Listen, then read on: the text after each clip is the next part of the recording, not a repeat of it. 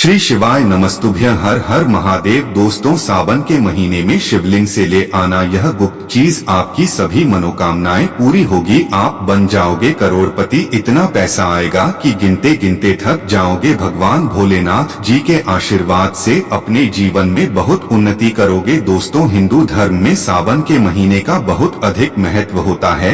सावन का महीना हिंदू पंचांग का 5वां और श्रेष्ठ महीना होता है। यह महीना भगवान शिव को समर्पित होता है, माता गौरी को समर्पित होता है।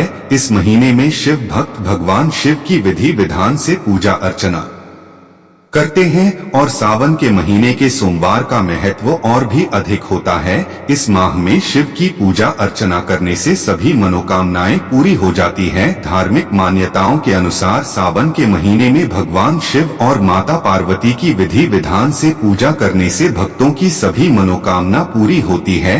इसके साथ ही सावन के सोमवार व्रत रखने से भोलेनाथ की विशेष कृपा प्राप्त होती है। दोस्तों, सावन महीना का आरंभ 22 जुलाई 2024 दिन सोमवार से हो चुका है और सावन महीने का समापन 19 अगस्त को होगा। सावन का चौथा सोमवार 12 अगस्त को पड़ रहा है।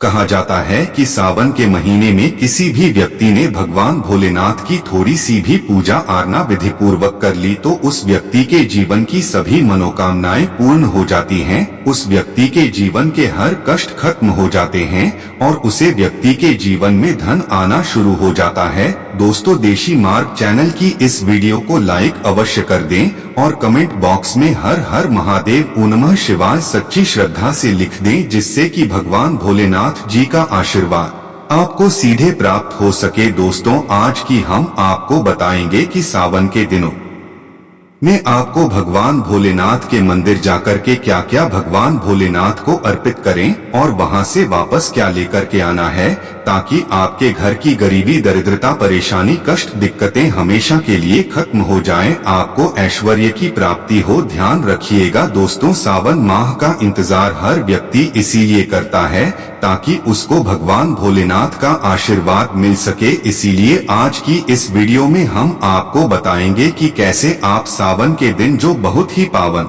दिन है, इस दिन भगवान भोलेनाथ को प्रसन्न कर सकते हैं। कैसे आपको भगवान भोलेनाथ का आशीर्वाद, वो वरदान प्राप्त हो सकता है और कैसे सावन के दिनों में शिवलिंग की आपको पूजा करनी है, कौन से उपाय आपको करने हैं, आपको शिवलिंग पर क्या क्या चढ़ाना है और क्या क्या वहां से अपने घर पर वापस लेकर आना है, ताकि आपके घर पर अन्न और धन का भंडार हमेशा भरा रहे, आपके जीवन में कभी धन की कमी ना हो। जीवन में कितनी ही बड़ी परेशानी हो, मान लीजिए आपके जीवन में धन की समस्या है, मान लीजिए आप नौकरी की प्राप्ति के लिए बहुत ही ज्यादा परेशान हो चुके हैं, आपके शत्रुओं ने आपको घेर लिया है, संतान की प्राप्ति आपको हो नहीं पा रही है, तो एक बात का ध्यान रखिएगा दोस्तों, सावन का पावन दिन एक ऐसे दिन होते हैं जिस दिन कोई भी व्यक्ति अगर थोड़े से उपाय कर लेता है, भगवान भोलेनाथ की साक्षात पूजा कर लेता है,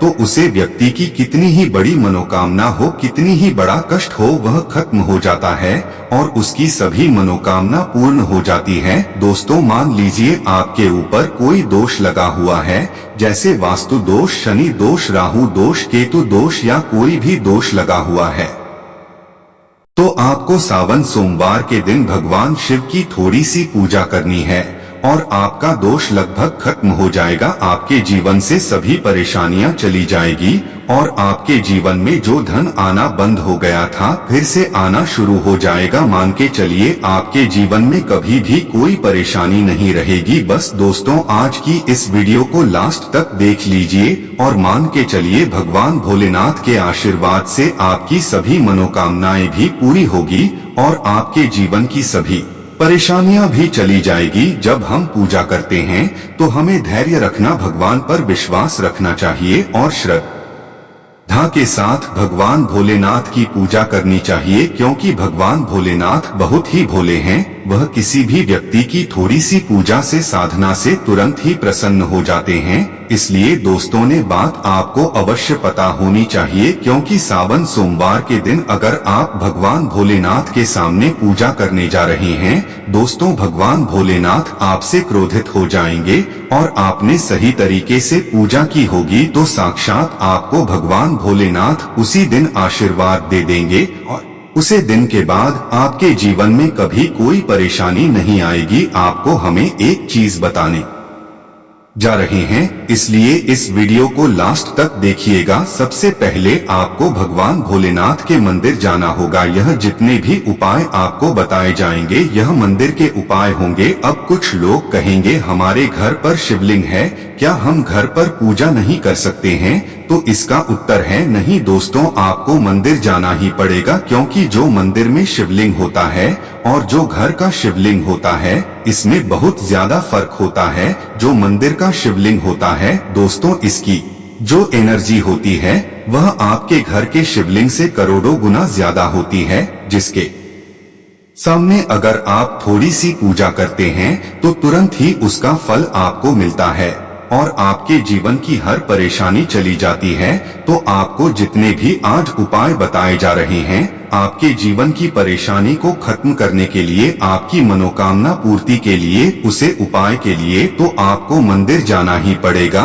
और चौथा सावन सोमवार का पर्व पड़ रहा है, 12 अगस्त सोमवार को पड़ रहा है, तो आप मंदिर जाकर के भगवान भोलेनाथ की पूजा आराधना कर रहे हैं तो मान के चलिए दोस्तों, आपके जीवन में कभी कष्ट आ ही नहीं सकता। पूरे साल आपके घर पर अन्य धन का भंडार बना रहे।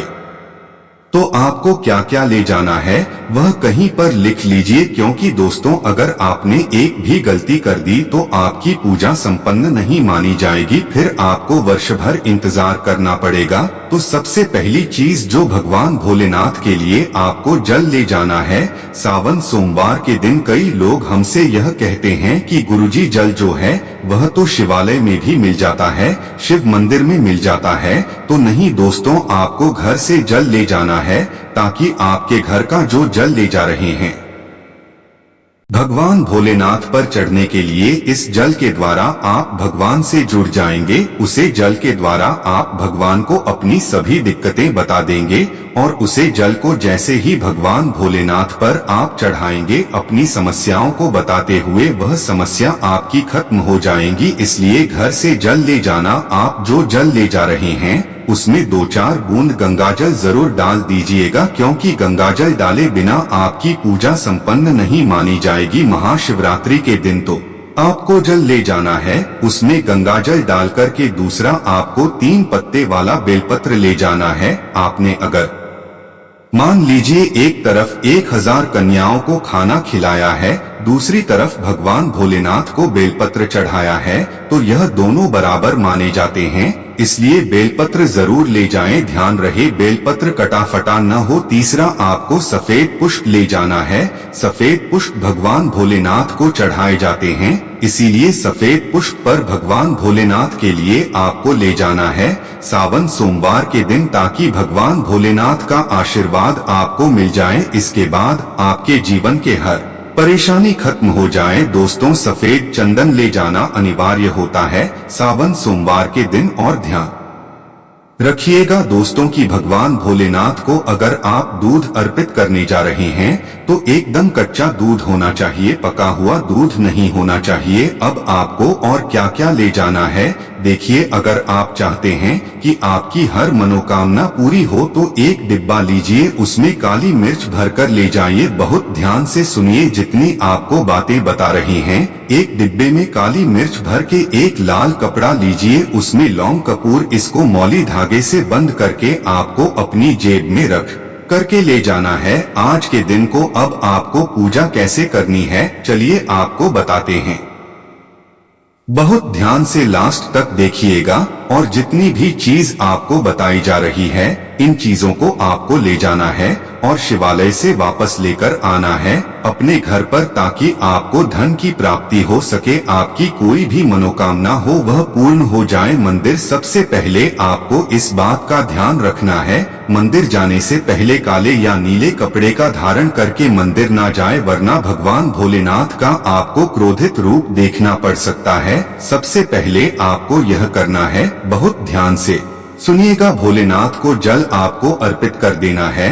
अब आपको यह करना है दोस्तों की भगवान भोलेनाथ को चंदन लगाना है। चंदन लगाने के बाद भगवान भोलेनाथ पर 3 पत्ते वाला बेलपत्र अर्पित कर देना है। सिर्फ इतना आपको करना है। दूध अगर आप चढ़ाना चाहते हैं तो दूध भी आप चढ़ा सकते हैं, पर बहुत ध्यान से सुनिएगा, 108 बार आपको ओम नमः शिवाय का जाप करना है। या तो आप 108 बार कर लीजिए या 1008 बार कर लीजिए, इतना करना है। अब आपको क्या करना है, उस काली मिर्च के डिब्बे को आपको शिवालय की जो गिरता हुआ शिव धारा है, जो शिवलिंग से वहां पर पानी गिर रहा है, बंद करके लौंग की इसको भी छुआना है और वापस रख लेना है। आपको जो भगवान भोलेनाथ का पानी वहां पर गिर रहा है, भक्तों ध्यान रखना, शिवलिंग का जो पानी नीचे गिर रहा है, ध्यान रखिएगा, जो आपने लोटे में पानी भरकर ले गए हैं वह पानी वापस बचाना नहीं है, वह तो पूरा आपको भगवान भोलेनाथ को अर्पित कर देना। जो शिवलिंग से पानी गिर रहा है उस पानी को आपको अपने लोटे में वापस ले लेना है। भक्तों मान लीजिए आप यह सोच रहे होंगे कि कई लोग वहां पर जल चढ़ा रहे हैं, तो इस बात की आप चिंता ना करें, क्योंकि भगवान भोलेनाथ की शिवलिंग पर जब भी जल चढ़ाया जाता है वह अमृत बन जाता है। कहा जाता है कि शिवलिंग से गिर रहा पानी वह धारण कर सके इतना पवित्र होता है।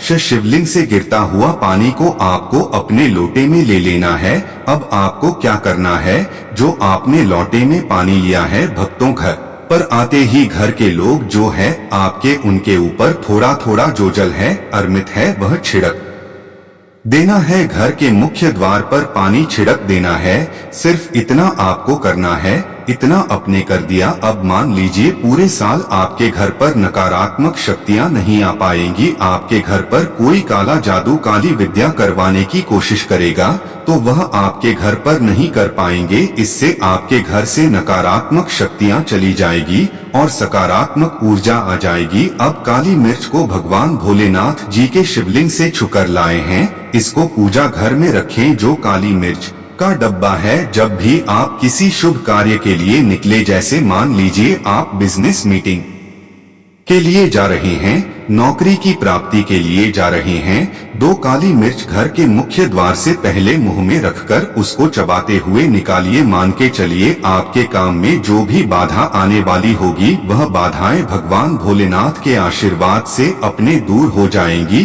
और आप जिस कार्य के लिए भी जाएंगे उस कार्य में आपको सफलता मिलेगी। दोस्तों भगवान भोलेनाथ का यहाँ पर आपको साक्षात आशीर्वाद मिलेगा सावन सोमवार के दिन, और आपके जीवन से हर परेशानी चली जाएगी।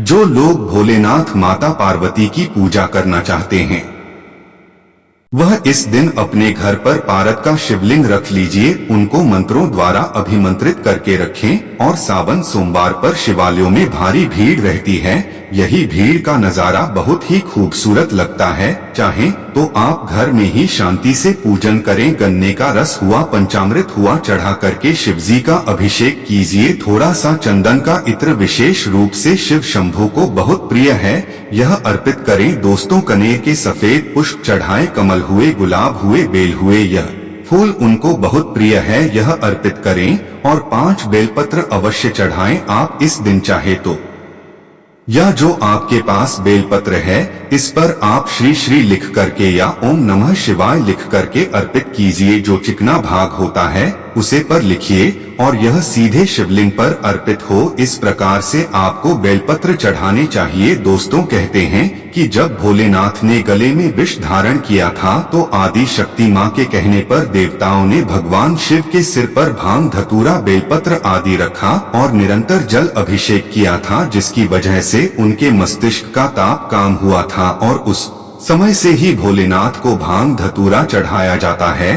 और यह बात भोलेनाथ के भक्तों में बहुत कम लोगों को ही पता है कि इसी कारण शिवलिंग पर भांग धतूरा चढ़ाया जाता है। दोस्तों, अगर आपके घर में शिवलिंग है तो आज के दिन आप चाहे तो शिवजी का त्रिशूल हुआ, डमरू हुआ, यह भी आप उनको अर्पित कर सकते हैं। शिव के डमरू की डम डम की ध्वनि मंगल गुरु से संबंधित होती है, क्योंकि चंद्रमा उनके मस्तक पर विराजमान होकर अपनी कांति से अनंत आकाश में जटाधारी महामृत्युंजय को प्रसन्न करता है और बुध आदि ग्रह है इसमें संभव से सहायक होते हैं। तो यह आज के दिन डमरू अर्पित करें। भोले बाबा का डमरू आप धारण भी कर सकते हैं। अभिमंत्रित करके आप अपने शरीर पर छोटा सा चांदी का डमरू धारण कर सकते हैं। इससे सकारात्मकता आती है। दोस्तों, वीडियो को लाइक करें, शेयर करें और कमेंट बॉक्स में सच्चे दिल से हर हर महादेव लिखें।